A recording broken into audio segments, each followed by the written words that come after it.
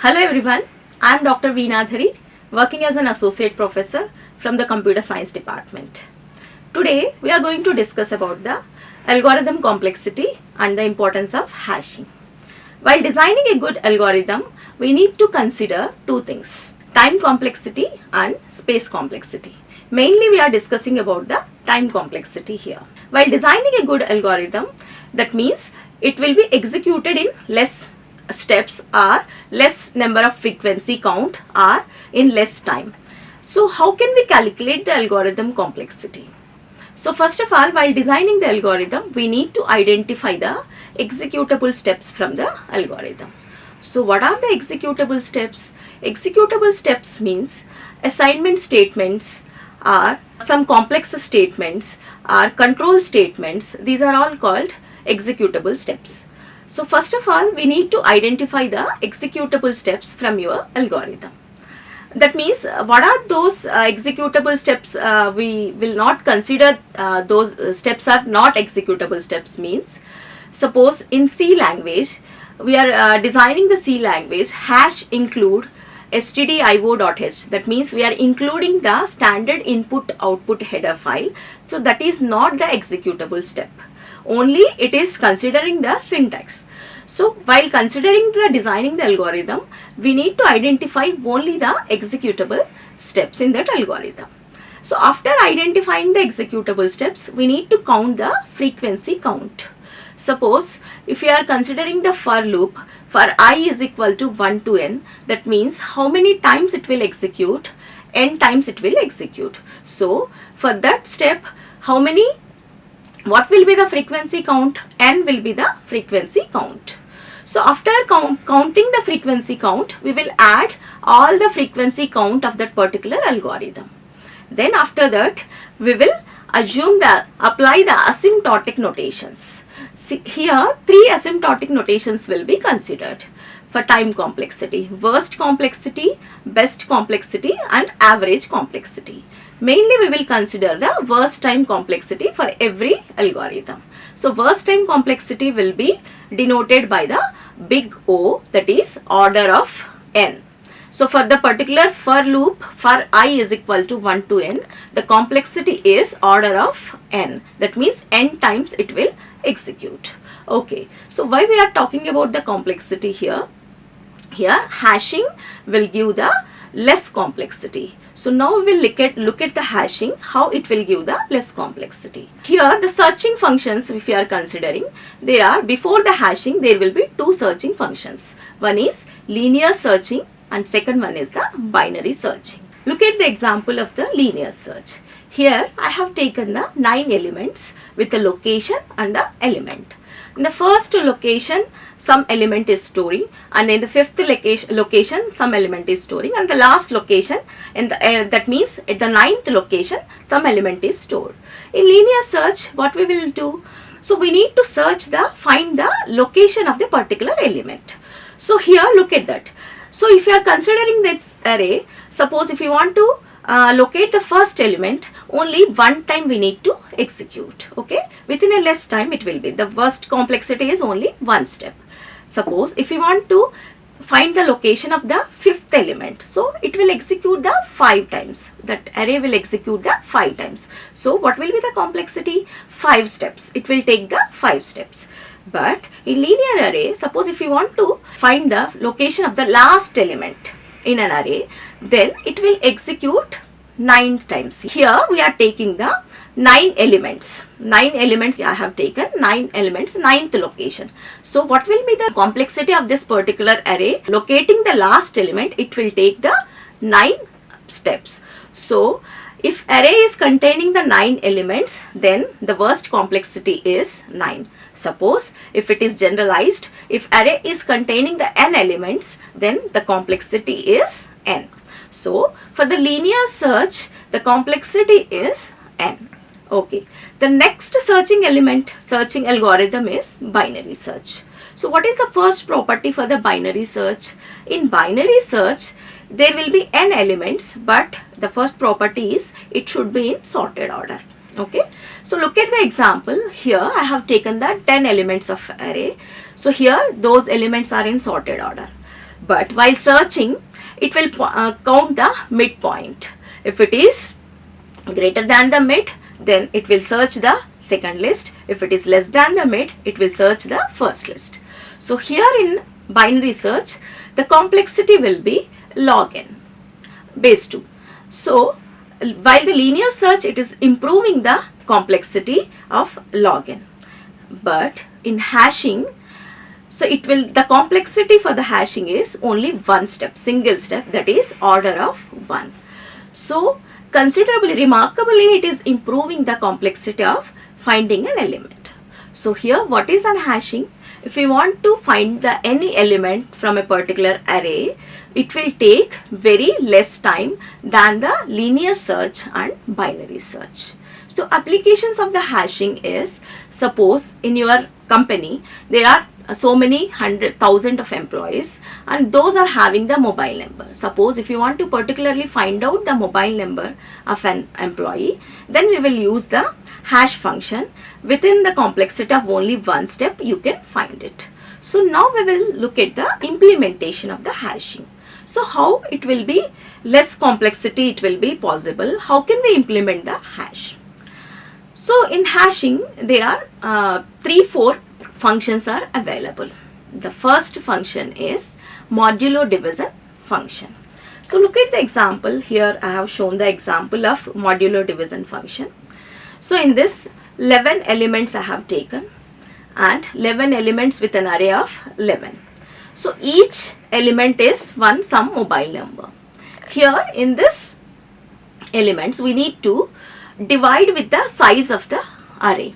Each mobile number will be dividing with the size of array. Here 11 is the size of the array, so I have to take 11. Otherwise, if it is 100 is the size of the array, then we need to divide it with the 100. Not only 100 and 11, we can take any prime number, that is your wish. According to our convenience, we can take the size of the array. So here, if we are dividing the elements with the array size, we can get some key, that is called the hash key. So using the hash key, we will map it with some elements. So here see that example of this particular array. 11 elements are there. According to if we are dividing each element with the 11, I am getting the 5, 6, 7 like this answers. So for the 5 location, the first element will be mapping. 6th location, the second element will be mapping. So easily using the hash function, we can identify that particular element within a step. If you know the mobile number, what is the hash function of that mobile number, then easily map it within a step, we can identify that particular number. So that is the importance of hashing. This is the one function, that is modulo division function. And the next function is digit extract function. So what is this digit extract function? What is this? In this digit extract function, here I am using the 1989 one number, that is I am using for example. So here what will be the hash function for that 1989?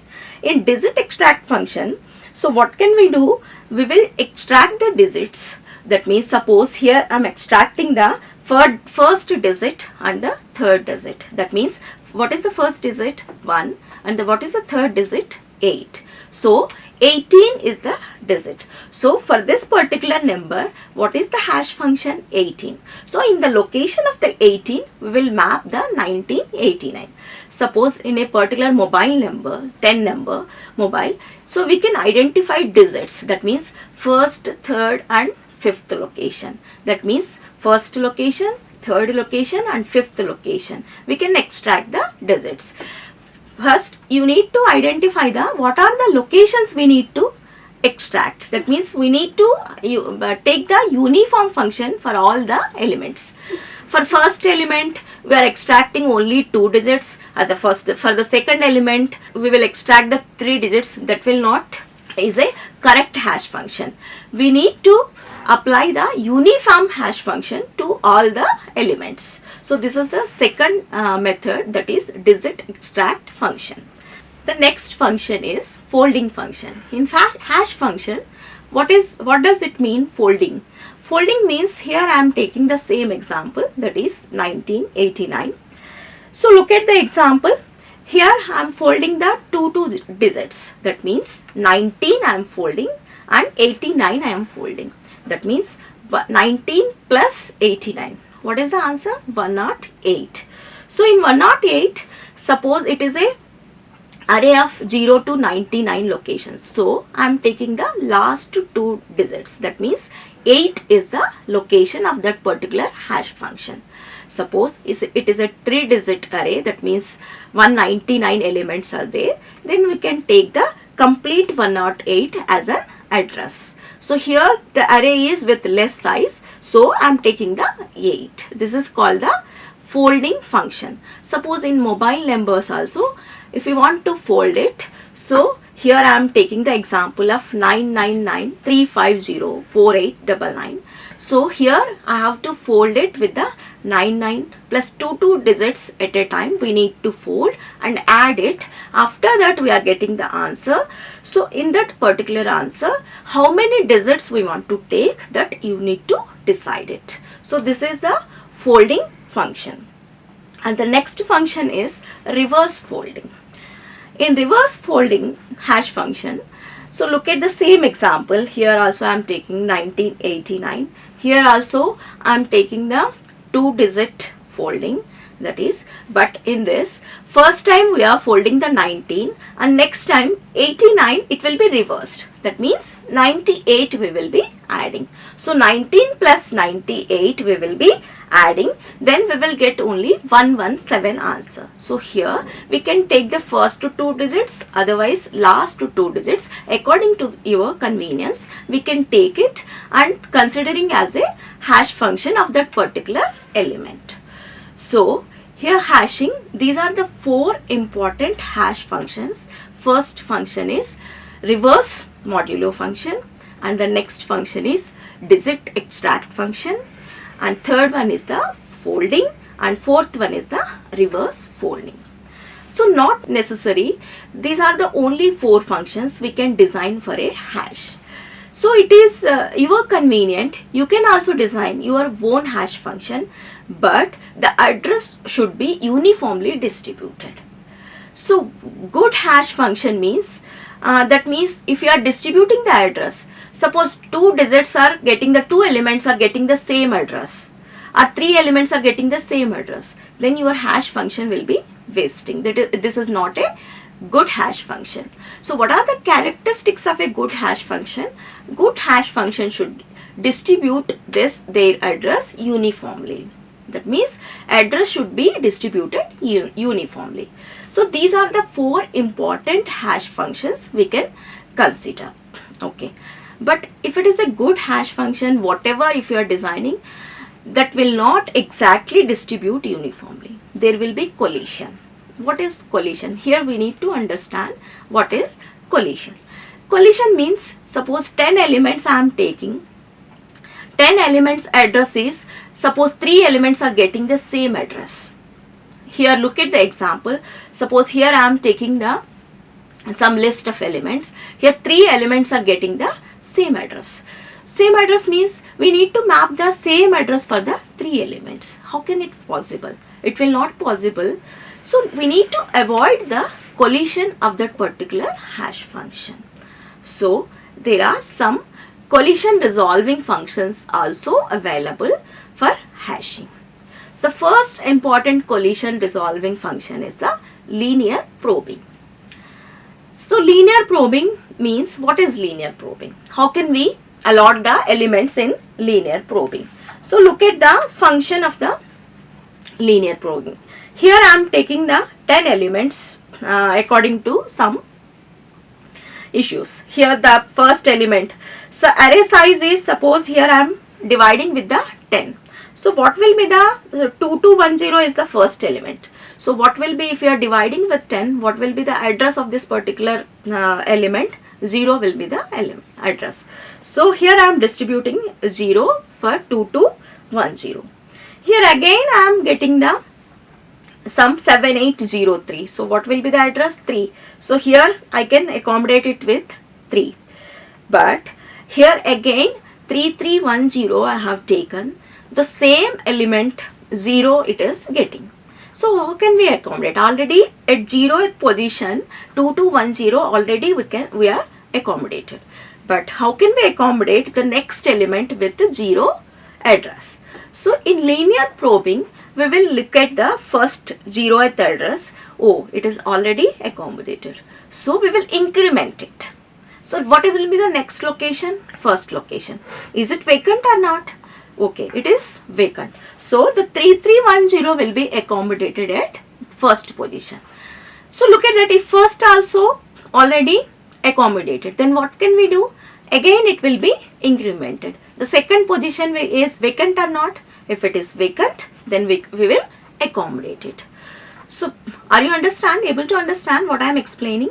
So in linear probing, what we are going to do, we will calculate the address. If address is same for the two elements, just we will increment that address.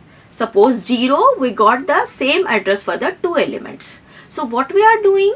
We are incrementing for the next element, that is 0 plus 1. What is the address? First. So we will look at that first position is vacant or not. Then we will accommodate it at first position. Okay. This is the first linear probing. Using the linear probing, we can accommodate it. So here are some examples and expressions I am giving you for better understanding of the linear probing. These are some gate questions also. We can look at the examples and try to answer it. In next class, we will look at the questions and we will try to solve with examples and with the gate questions also. Thank you very much.